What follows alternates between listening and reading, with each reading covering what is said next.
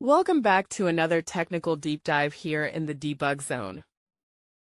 Today we're tackling a big question and breaking it down with insights from other users. Hopefully this clears up some misconceptions and helps you get the answer you need. So buckle up, stay a little curious, and let's jump right in.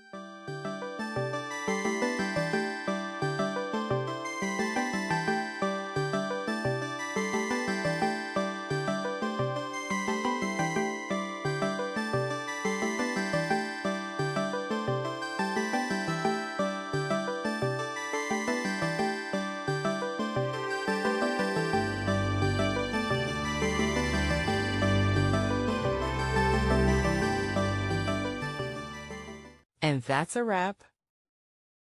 I hope you found the answer you were looking for. If you did, take a second to hit that subscribe button. It really helps out. And let me know in the comments which solution worked best for you. See you next time in the debug zone.